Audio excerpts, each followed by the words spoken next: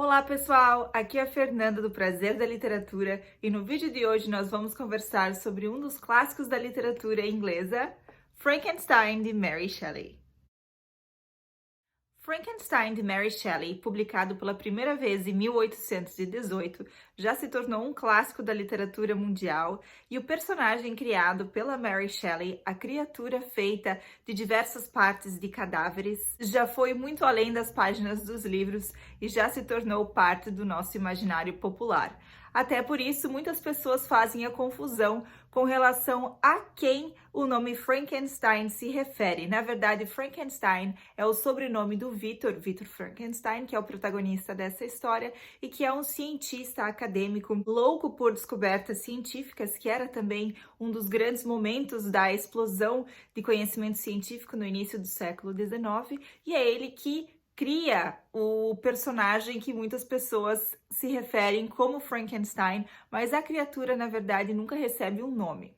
Algo muito interessante com relação ao livro Frankenstein é a própria história de como ele foi criado, que por si só já daria um ótimo livro e foi inspiração para diversos filmes, como o filme Mary Shelley, que foi distribuído e lançado em 2018. Bom, ao que tudo indica, no verão de 1816, então 2 anos antes da publicação de Frankenstein, a Mary Shelley, que naquele período era Mary Godwin, filha do escritor William Godwin e da autora feminista Mary Wollstonecraft. Infelizmente, a Mary Wollstonecraft morreu apenas alguns dias depois de dar à luz a Mary Shelley, a Mary Godwin, naquele período. E só depois que ela se casa com o poeta Percy Shelley, ela se torna, então, oficialmente Mary Shelley. Então, no verão de 1816, ela ainda se chamava Mary Godwin, e ela estava tendo um caso amoroso justamente com Percy Shelley, que foi um dos grandes poetas românticos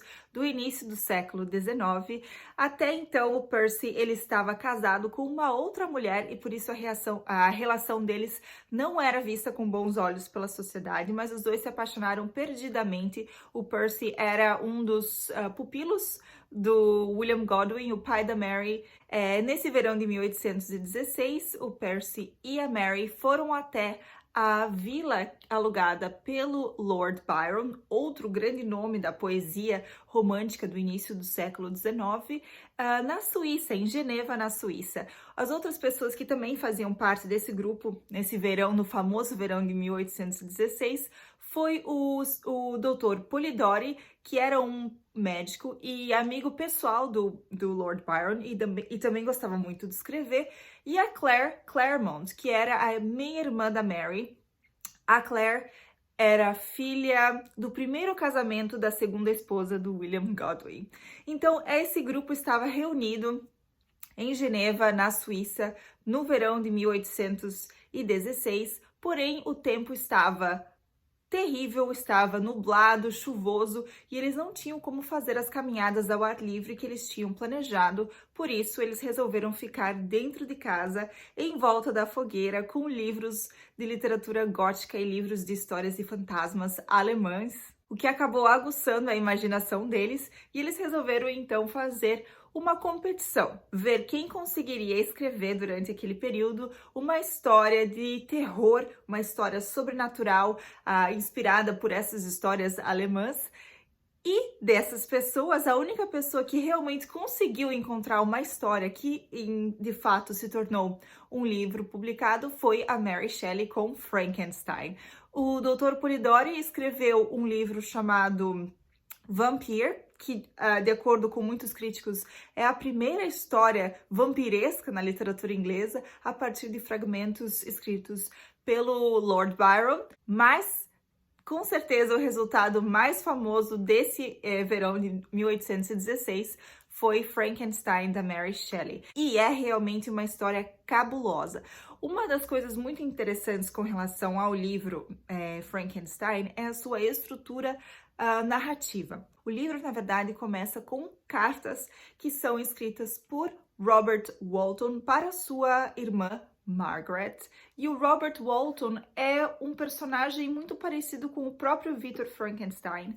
Ele é um jovem de classe alta e que busca glória científica, então ele vai atrás de aventuras no extremo Polo Norte, e é lá que ele inicia essa jornada e escreve sobre os seus projetos e suas ambições para a sua irmã.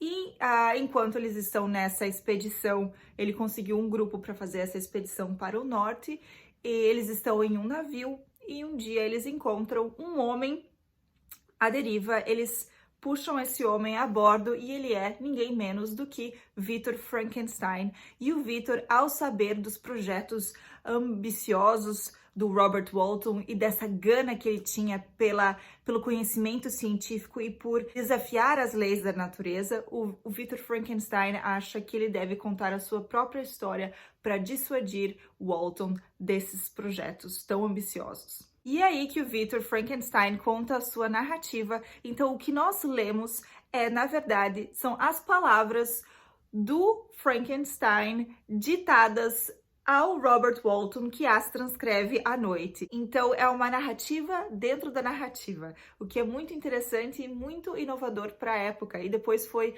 explorado por outros autores, como a Emily Bronte em O Morro dos Ventos Uivantes. O Victor Frankenstein, ele conta a sua história desde a sua infância, como a sua família encontrou a Elizabeth, uma jovem órfã, e como eles a adotaram na sua família, e desde criança os dois foram prometidos um ao outro, se bem que a consumação dessa união, o casamento deles, demorou muito tempo para acontecer devido a diversos fatos, e um deles é a ida de Victor para a universidade. Então ele deixa sua família e vai para a universidade, e lá ele encontra diversas pessoas e professores que, como ele, têm essa paixão pelos estudos e pelo conhecimento, e ele desenvolve os seus conhecimentos científicos, principalmente na área de ciência natural, como ele chama, e ele percebe que ele tem a capacidade e os meios para criar uma vida. Então ele se fecha e se isola da sociedade e da sua família, e ele se dedica a esse projeto, e realmente, de fato,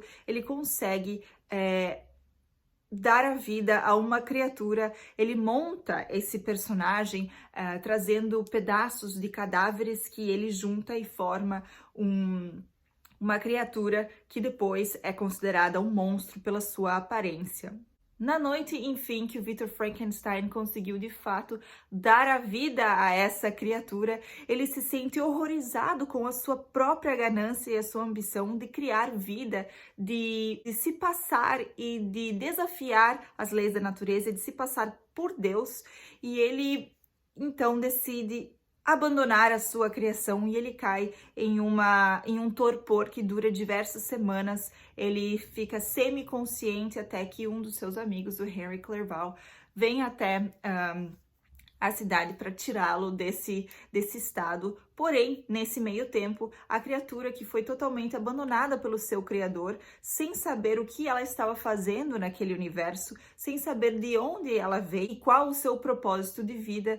Então, a criatura, que nunca recebe um nome, o que é muito interessante, ela tem que aprender a viver por si só e tem que aprender como adentrar a sociedade, o que ele logo percebe que é impossível, primeiro por causa da sua aparência, que causa horror nas pessoas, e também por uma barreira linguística que ele consegue de fato ultrapassar, porque apenas observando as pessoas ele consegue aprender a língua, mas ele não consegue se conectar com a sociedade justamente por causa da sua aparência, que causa repugnância às pessoas ao seu redor, e por isso o tratam como um monstro. E é aí que a gente percebe as consequências do abandono dessa criatura, que por ter sido negada pela sociedade, acaba se voltando contra ela e se tornando uma criatura agressiva, monstruosa e fatal. Não vou contar para vocês